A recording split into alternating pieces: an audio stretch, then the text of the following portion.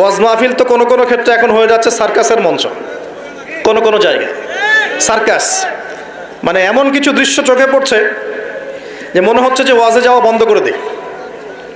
হ্যাঁ, মানে সময়টাকে কিভাবে নষ্ট করা যায়, বাউলের মতো গান গাওয়া যায়, ডিজে জিকির করা যায়, হ্যাঁ, মানুষের সাথে অহেতুক কিছু কথাবার্তা বলে টাইম পাস করা যায়। হ্যাঁ, বাসায় কি করলাম, বউ কি করলো, চা খাই, কফি খাই, এই করি সেই করি, মানে এগুলোই চলছে।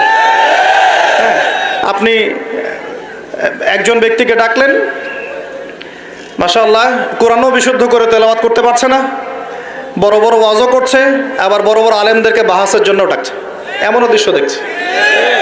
কত কি দেখবেন। আর এগুলো দুটো কারণে সারা দেশে এখন ভাইরাল হচ্ছে, দুটো কারণ। একটা হচ্ছে আমাদের একটা নিচু মানসিকতা আছে আমাদের মধ্যে, সেটা হচ্ছে আমরা হচ্ছে ট্রল প্রিয় যাত্রী, আমরা ট্রল করতে বেশি ভালোবাসি, মজা করতে বেশি ভালোবাসি, মজা ফান, এই যে ইয়ারকি ফাইজলামি করতে আমরা বেশি ভালোবাসি, এটা একটা আমাদের দোষ। আরেকটা দোষ হচ্ছে আমরা চিলে কান নিল টাইপের মানুষ, যা প্রচার হয় চিলে কান নিল, ব্যাস দৌড় শুরু করে দিল, যাচাই বাছাই করার কোনো প্রয়োজন নাই। আর অহেতুক সমালোচনা করতে বেশি পছন্দ করি আমরা, মূল যে জায়গায় ফোকাস করা দরকার ওখান থেকে আমরা সরে গেছি আর কি। মূল জায়গা আপনাকে দেখাবো, মূল জায়গা হচ্ছে ফিলিস্তিন। শেষ জামানার সবচেয়ে ইম্পর্টেন্ট জায়গা হচ্ছে প্যালেস্টাইন।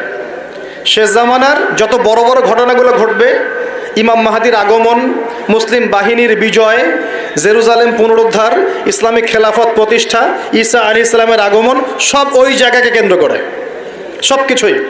না কারো মানে পক্ষপাতিত্ব করতে চাই, আর না কাউকে উঁচু করতে চাই আর কাউকে নিচা করতে চাই, এটা আমাদের উদ্দেশ্য না। এ বিষয়ে যেটা আমরা ফেসবুকে বক্তব্য পেলাম, সেটা হলে একজন তিনি বলছেন যে আল্লাহ নবী সাল্লাল্লাহু আলাইহি সাল্লাম উনি 40 বছর বয়স হওয়ার পর তিনি নবুয়ত প্রাপ্ত হয়েছেন। নবুয়ত প্রাপ্ত হওয়া মানে কি? তিনি নবী হলেন।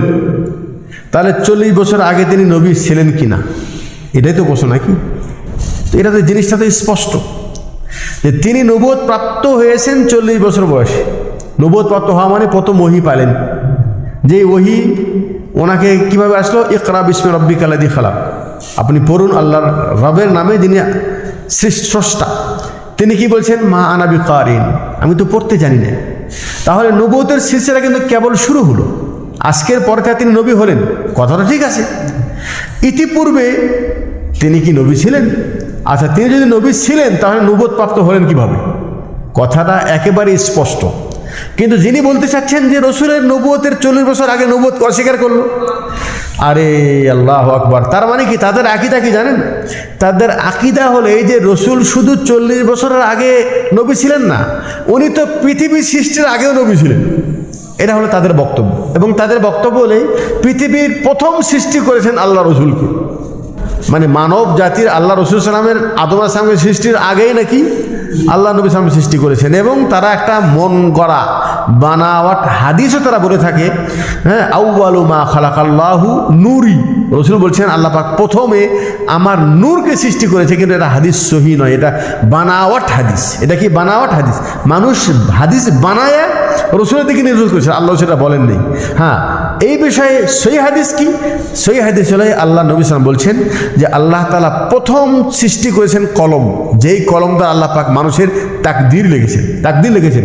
এখন ওই তাকদীরের মধ্যে তো আল্লাহ পাক পৃথিবীতে যা কিছু ঘটবে সব আগে লিখে ফেলে দিয়েছে। তাহলে আমি যখন 12 বছর বয়সে যখন হাফেজ হয়েছি, এই কথা তো পৃথিবীর সৃষ্টির 50,000 বছর পূর্বে আল্লাহ কাছে তাহলে লেখা আছে না? তো আমাকে আপনি হাফেজ বলবেন হাফেজ হওয়ার পর, নাকি যেহেতু লৌহে মাহফুজ আগের থেকে লেখা ছিল তাই আপনি আমাকে বলবেন যে না 12 বছর আগেও তুমি হাফেজ ছিলা, জন্মের আগেও হাফেজ ছিলা, তাই বলবা? প্রিয় দর্শকবৃন্দু, আমরা শায়েখ আবু তোয়া আদনান এবং শায়েখ আক্তার মাদানির কথাগুলো আমরা শুনলাম। এইভাবে আরও অনেক ওলামায়ে ইকরাম এই বিষয় নিয়ে কথা বলেছেন। তো প্রিয় দর্শক, আসলে শায়েখ আহমদুল্লাহ একজন গবেষণামূলক আলেম এবং ওনার অনেক গবেষণা রয়েছে এবং ওনার অনেক পড়াশোনা রয়েছে এবং উনি এই জাতির জন্য একটা নিয়ামত। তো আসলে যে সঠিক কাজ করবে, যে সঠিক পথে চলবে, যে সঠিক দিক নির্দেশনা দিবে উম্মাকে, তাদের পক্ষেই আমরা থাকব।